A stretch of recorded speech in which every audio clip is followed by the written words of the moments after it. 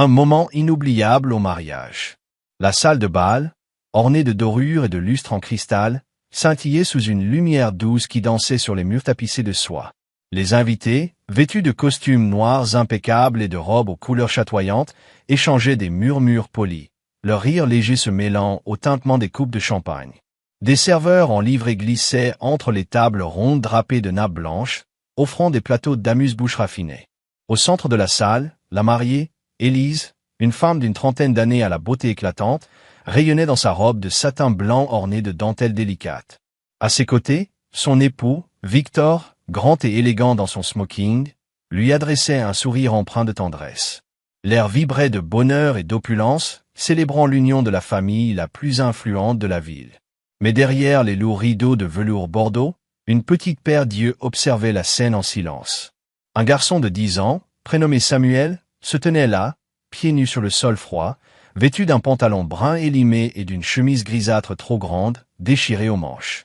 Sa peau sombre portait les marques de la poussière des rues, et ses cheveux bouclés, emmêlés, trahissaient des mois passés, aérés. Son ventre gargouillait doucement, un rappel constant de la faim qui le rongeait. Samuel n'était pas un inconnu dans ce quartier huppé. Il connaissait les ruelles, les ombres des bâtiments, et les habitudes des ouvriers qui avaient préparé ce mariage somptueux. Il avait écouté leurs conversations, appris que la famille Dubois, celle de la mariée, organisait l'événement de l'année. Samuel s'était faufilé par la porte de service, profitant du chaos des livreurs déchargeant des caisses de provisions. Il n'était pas là pour voler, malgré ce que les regards méfiants pouvaient supposer. Dans sa main tremblante, il serrait une photo froissée, usée jusqu'à en devenir presque illisible. Sur l'image, une jeune femme en robe blanche tendait une couverture à un petit garçon sous la pluie. « Elle est là », murmura-t-il, les yeux brillants d'un mélange d'espoir et de détermination. « Je le sais. » Quelques instants plus tôt, il avait tenté d'interpeller un serveur, un homme aux cheveux grisonnants qui portait un plateau de flûte pétillante. « Monsieur, s'il vous plaît » avait-il commencé, mais le serveur l'avait chassé d'un geste brusque. Un autre homme, a invité un système, invité robuste en costume noir, l'avait saisi par le bras avec une poigne ferme, le regard dur. « Qu'est-ce que tu fais ici, gamin ?» grogna-t-il. Mais Samuel, agile comme une ombre, se dégagea et plongea sous une table, se faufilant à travers la foule, invisible aux yeux des invités absorbés par leur conversation. Ses petits pieds nus glissaient sur le marbre poli, son cœur battant à tout rompre. À l'abri derrière les rideaux, Samuel fixait la mariée, Élise. Ses grands yeux sombres ne pouvaient se détacher de son visage radieux. C'était elle, il en était certain. Il l'avait reconnue immédiatement, malgré les années écoulées. Son image était gravée dans sa mémoire, aussi claire que le jour où elle avait changé sa vie. La musique s'adoucit, une mélodie de violon flottant dans l'air comme une caresse. L'animateur, un homme à la voix chaude et au sourire charmeur, s'approcha du micro vintage, posé sur un élégant pied argenté. « Mesdames et messieurs, » annonça-t-il, son ton vibrant d'enthousiasme, le couple souhaite partager quelques mots avec vous. Élise, tenant son bouquet de roses blanches et de pivoine, échangea un regard tendre avec Victor, son sourire illuminant la salle. C'est alors que Samuel agit. Il jaillit des rideaux, ses pieds nus claquant sur le marbre lustré.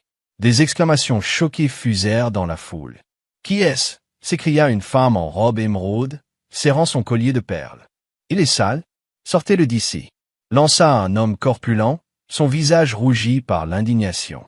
Mais Samuel était trop rapide.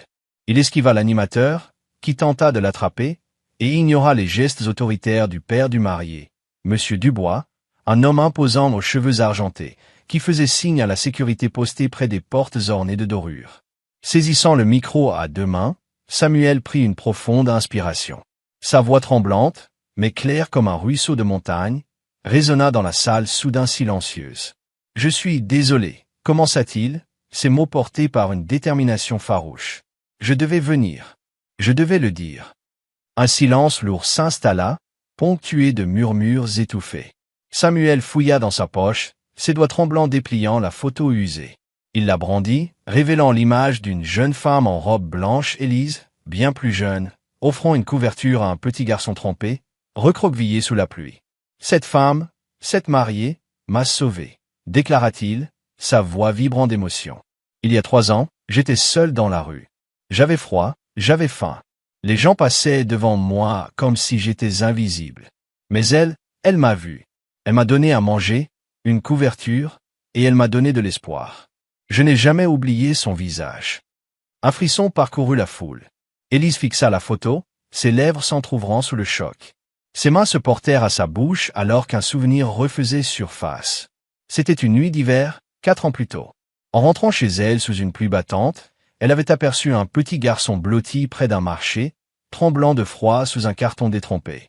Sans réfléchir, elle avait ôté son propre manteau, un épais lainage gris, et l'avait drapé autour de ses épaules frêles.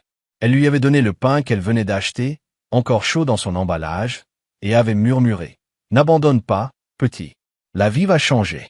Tout ira bien. » Elle était repartie dans la nuit, sans jamais en parler à quiconque, pensant que ce moment n'était qu'une goutte d'eau dans l'océan de la misère. Des larmes montèrent aux yeux d'Élise, scintillant comme des diamants sous la lumière des lustres. Samuel serra le micro plus fort, sa voix tremblant d'émotion contenue. Ce jour-là, j'ai juré de la retrouver. Aujourd'hui, je suis venu la remercier. La salle était figée, comme suspendue dans le temps. Victor, le marié, prit la main tremblante de sa femme, son regard passant du garçon à la photo. Puis Samuel poursuivit, se tournant vers M. Dubois, qui se tenait raide, le visage fermé. « Sa gentillesse m'a conduit à votre fondation, dit-il. Grâce à elle, j'ai trouvé un refuge, un lit, des repas chauds. J'ai appris à lire, à écrire. Vous m'avez donné une chance de vivre. » Des sanglots étouffés résonnèrent dans la foule. La mère d'Élise, une femme élégante aux cheveux relevés en chignon, pressa un mouchoir de dentelle contre ses yeux.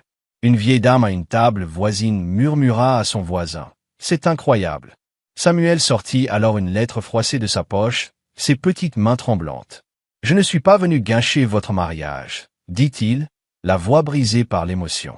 Je suis venu remettre ceci. » Monsieur Dubois s'avança, ses sourcils froncés adoucis par une curiosité grandissante. « Qu'est-ce que c'est, mon garçon ?» demanda-t-il, sa voix grave teintée de bienveillance. Samuel déplia la lettre, ses doigts nerveux lissant le papier. « Le directeur de votre fondation m'a demandé de vous la lire, devant tout le monde. » Il prit une inspiration, puis lut d'une voix claire malgré les larmes qui menaçaient. « À la famille Dubois, dont la générosité a sauvé d'innombrables vies, ce garçon, Samuel, est un symbole de votre bonté. Son histoire n'est pas unique. Des dizaines d'enfants comme lui ont trouvé refuge grâce à votre fondation. Aujourd'hui, il vient vous remercier et vous faire une demande. Lui permettrez-vous d'appeler cette famille la sienne ?» Un silence profond enveloppa la salle, silence qu'on aurait pu entendre une plume tomber.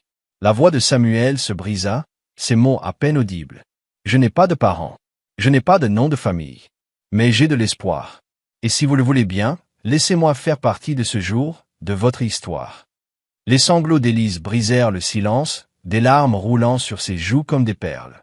Elle se précipita vers Samuel, s'agenouillant pour l'enlacer, sa robe blanche frôlant le sol. « Oui, » murmura-t-elle, la voix étouffée par l'émotion. « Tu fais partie de cette famille, aujourd'hui et pour toujours. » Victor s'agenouilla près d'eux, posant une main réconfortante dans le dos de sa femme, ses yeux brillants de larmes contenues. Samuel s'accrocha à Élise, ses petits doigts s'agrippant à la soie de sa robe, ses sanglots étouffés contre son épaule. Autour d'eux, les invités se levèrent, certains applaudissant timidement, d'autres pleurant ouvertement. Une jeune femme en robe bleu saphir essuya ses joues, tandis qu'un vieil homme en smoking murmura « Quel courage !» Monsieur Dubois s'approcha lentement, sa stature imposante adoucie par une émotion visible. « Jeune homme, dit-il, sa voix grave tremblant légèrement, tu es le bienvenu parmi nous. Tu nous fais honneur. » Il posa une main douce sur l'épaule de Samuel, un geste paternel qui fit frissonner le garçon. Élise, les yeux brillants, releva la tête et regarda Samuel. « Veux-tu marcher avec nous ?» demanda-t-elle, sa voix douce comme une promesse. Samuel, les joues humides, hocha la tête, incapable de parler. Main dans la main, Élise, Victor et Samuel descendirent l'allée centrale, sous une vague d'applaudissements et de cris d'émotion. La lumière du soleil filtrait à travers les vitraux des grandes fenêtres, baignant la salle d'une lueur dorée. Les roses du bouquet d'Élise dégageaient un parfum sucré, et les cloches de l'église voisine sonnèrent au loin, comme pour célébrer ce moment. Une nouvelle famille était née, un nouveau chapitre s'ouvrait. À cet instant, quelque chose d'incroyable s'était produit. Si cette histoire vous a ému, laissez un commentaire pour partager vos pensées et abonnez-vous pour découvrir d'autres récits poignants et inspirants. Dites-nous d'où vous nous suivez et nous avons hâte de vous lire. Restez bienveillants, restez curieux, et à bientôt pour de nouvelles histoires qui touchent le cœur.